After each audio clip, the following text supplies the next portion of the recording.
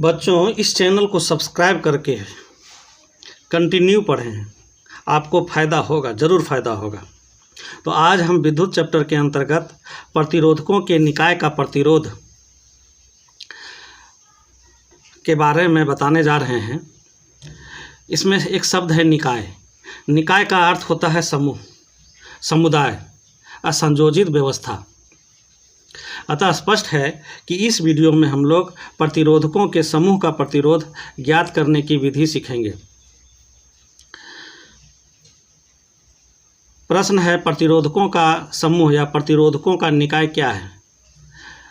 जब दो या दो से अधिक प्रतिरोधक परस्पर संयोजित होते हैं अर्थात जुड़ते हैं, तब वे प्रतिरोधकों के समूह का निकाय कहलाते हैं।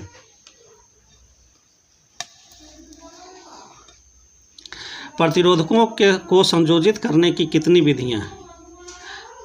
दो विधियां। पहला है श्रेणी क्रम संयोजन, दूसरा है पार्श्व क्रम संयोजन। श्रेणी क्रम संयोजन को सीरीज कॉम्बिनेशन कहते हैं और पार्श्व क्रम संयोजन को पैरेलल कॉम्बिनेशन कहते हैं। इसका आरेख खींचेंगे और देखिए, श्रेणी क्रम संयोजन में प्रतिरोध R1, R2, R3 होता है, जो श्रेणी में जुड़ता है, श्रेणी क्रम में जुड़ा हुआ है। इसमें देखिए, प्रतिरोध R1, R2, R3 यह पैरेलल क्रम में, मतलब पार्श्व क्रम में जुड़ा हुआ है। इसके बाद इसका प्रयोग हम तब करते हैं जब हम कुल प्रतिरोध को बढ़ाना चाहते हैं, और इसका प्रयोग हम तब करते हैं जब हम प्रतिरोध को कम करना चाहते हैं। पार्श्व क्रम में परिभाषा: परिपथ में जब दो या दो से अधिक प्रतिरोधकों को समान दो बिंदुओं के बीच जोड़ा जाता है, तब यह पार्श्व क्रम संयोजन कहलाता है। जबकि श्रेणी क्रम में परिपथ में जब दो या दो से अधिक प्रतिरोधकों को एक सिरे से दूसरे सिरे को मिलाकर जोड़ा जाता है, तब यह श्रेणी क्रम संयोजन कहलाता है।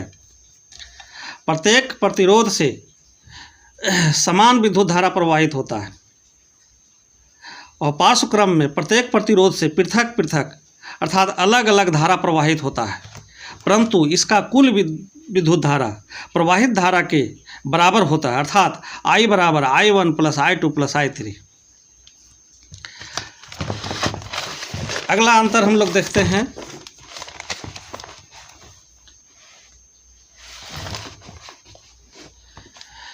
प्रत्येक प्रतिरोध के सिरों के बीच विभवांतर भिन्न होता है श्रेणी क्रम संयोजन में, परंतु इनके कुल विभवांतर बैटरी के विभवांतर के बराबर होता है, अर्थात V बराबर V1 plus V2 plus V3। तो पार्श्व क्रम संयोजन में प्रत्येक प्रतिरोध के सिरों के बीच विभवांतर समान होते हैं, जो बैटरी के विभवांतर के बराबर होता है।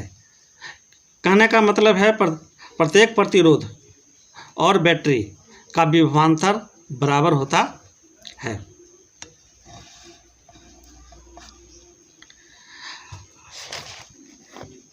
अब श्रृंखला में या श्रेणी में जुड़े तीन प्रतिरोधकों का परिणामी प्रतिरोध ज्ञात करें। पार्श्व क्रम में इसी तरह से क्वेश्चन होता है। पार्श्व क्रम में संयोजित प्रतिरोधकों का परिणामी प्रतिरोध ज्ञात कीजिए।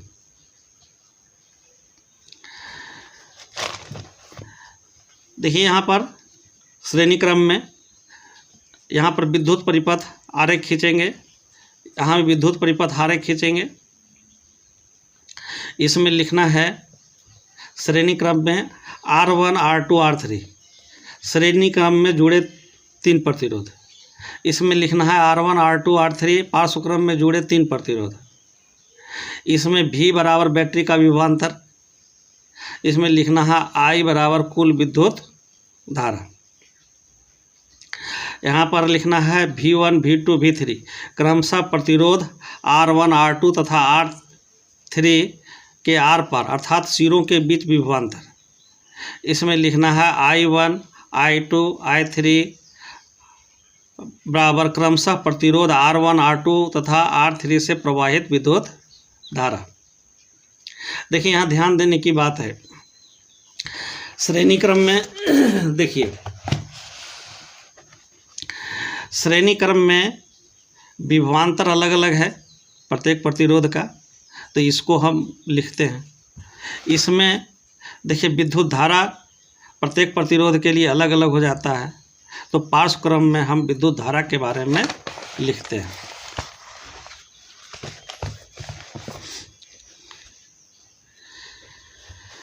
अब आगे देखते हैं, यहाँ इसमें लिखेंगे प्रतिरोधक के श्रेणी क्रम संयोजन के सिरों के बीच कुल विभवांतर व्यष्टिगत प्रतिरोधकों के विभवांतरों के योग के बराबर होता है, अर्थात V बराबर V1 plus V2 plus V3। ये हो गया समीकरण 1। पार्श्व क्रम संयोजन में कुल विद्युत धारा I संयोजन की प्रत्येक प्रतिरोधकों में प्रवाहित होने वाली पृथक धाराओं के योग के बराबर है, अर्थात I बराबर I1 plus I2 plus I3। ये हो गया समीकरण 1।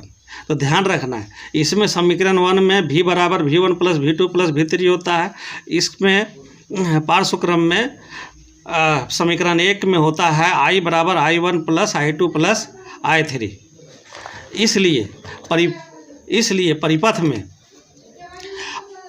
में प्रवाहित विद्युत धारा I अर्थात प्रत्येक प्रतिरोधक से प्रवाहित विद्युत धारा, इसमें माना RP प्रतिरोधकों के पार्श्व संयोजन का तुल्य प्रतिरोध है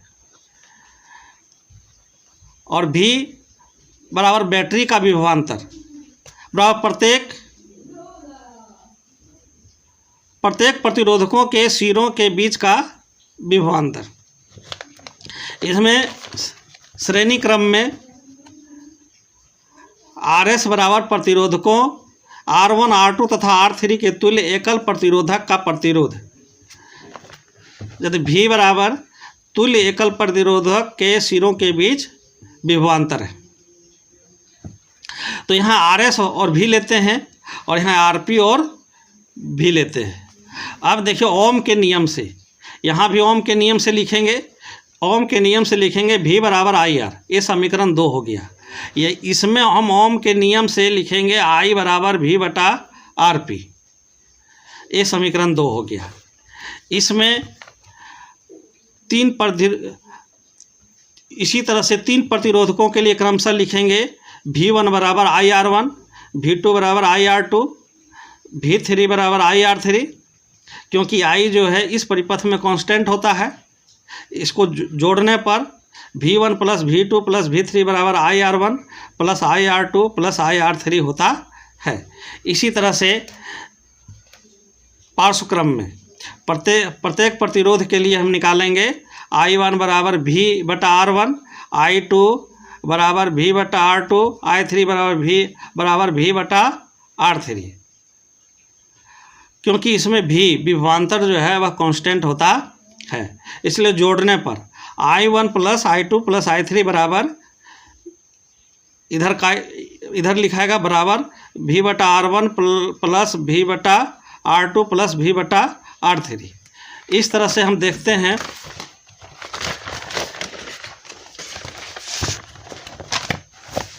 कि देखिए पिछले पन्ना में हम लोग यहाँ तक पहुँच गए थे, V1 plus V2 plus V3 बराबर IR1 plus IR2 plus IR3। तो इसको समीकरण 1 से है आपका V बराबर V1 plus V2 plus V3। तो हम ये V1 plus V2 plus V3 के जगह पर हम V लिख सकते हैं और इसमें I कॉमन ले लेंगे। I तीनों जगह है, यहाँ भी I कॉमन ले लेंगे तो ये ब्रैकेट में आ जाएगा R1 plus R2 plus R3। तो समीकरण 2 देखिए पीछे पन्ने में, तो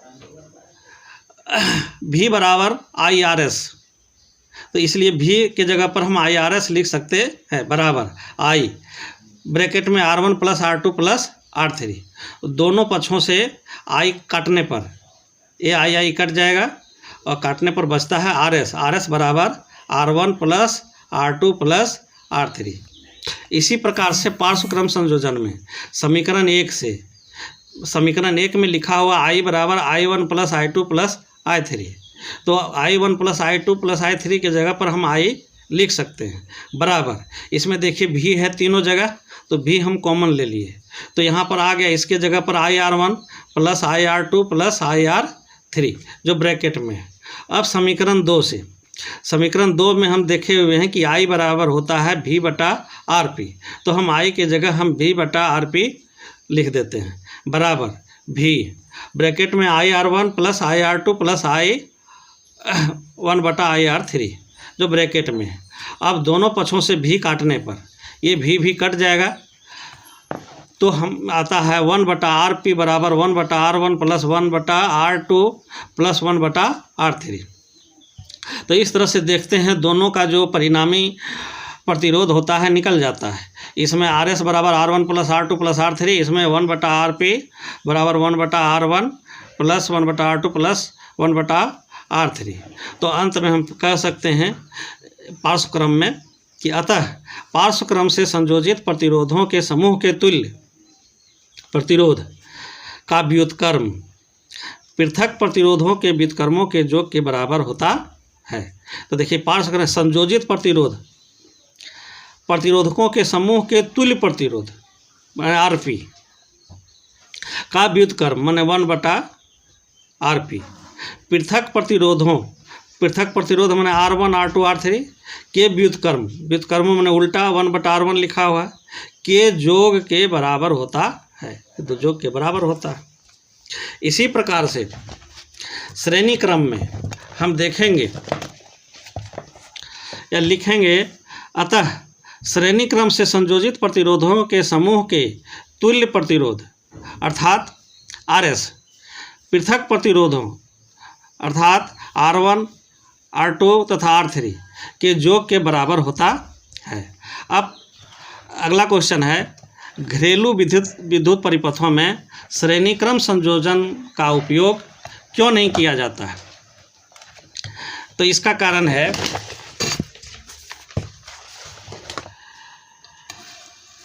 देखिए